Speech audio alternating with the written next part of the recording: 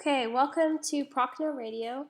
Today I'm going to be interviewing my friend Anya Zagarba, who lived at the Guantanamo Bay base in Cuba for 3 years while her father worked at the facility in Guantanamo Bay.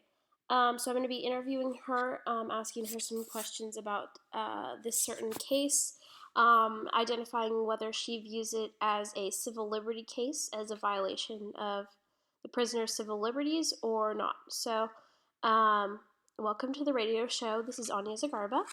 Hi Zoe, it's so good to be here. Thank you for agreeing to meet with me. No problem. I just wanted to ask you some questions about Guantanamo Bay. First of all, what were the living conditions like for you, and what was your understanding of the prisoners' living conditions? The living conditions for me, I would say, were pretty average. I mean, we didn't have,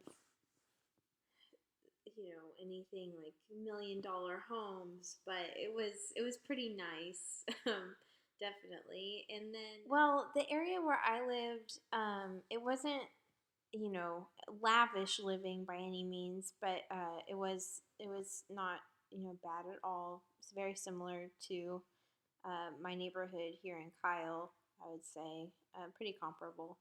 And I did not live near the prison. Our house was probably 10 miles away. So not super close, but I did notice the closer that you get to the prison, the more the signs of poverty would become a little bit stronger as you would near it. I never really went there, of course, but just kind of knowing where it was and then driving in the area. Okay, but what did you hear either from your father or different sources? And what was your understanding of the prisoners' living conditions at Guantanamo Bay? Um, my understanding was that they were treated pretty kindly. My Okay. dad said that they had Netflix, so they were able to watch, movies and TV and stuff. And Okay. then their rooms were pretty nice. It sounds like Okay. it sounded like they were treated pretty fairly. Okay. In the crime report released, it did state that the prisoners were being treated unjustly. They did state that the prisoners were being put into boxes with insects, being Ew. fed through anal feeding, What? and just being treated, just being abused. And our country is known for our reputation of being kind to prisoners of war. And this was a violation of that, and it gave us definitely a bad reputation. What are your thoughts on that? I I don't think that that's true Okay. at all. My dad worked there, and he said basically the complete opposite of that. So I don't really believe that. I Okay. think those are lies. Okay. Now, do you think that it is justified for these prisoners to even be here without a trial? I mean, if we're talking about matters of national security and trying to prevent, terrorist attacks and things like that, Okay. I think that this would be a necessary measure if you know that someone has the capability to do something that would harm people, or they are, you know, equipped with the tools to do so. I don't think that there's anything wrong with taking precautionary measures. Okay, so you don't feel that this is a violation of these individuals' civil liberties and that the phrase innocent until proven guilty applies here? Do you believe that it applies here? No, I don't. I mean, I think that those are things that are given to Americans, but these people are not American. Okay. Um, our we do claim that any human is able to have the same rights in our country, not just every American.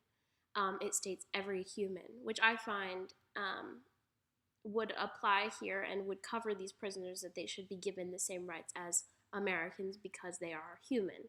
Um, so then that would beg the question, why aren't these prisoners having a trial? Why are they being imprisoned and abused and tortured if they aren't proven to have committed a criminal act?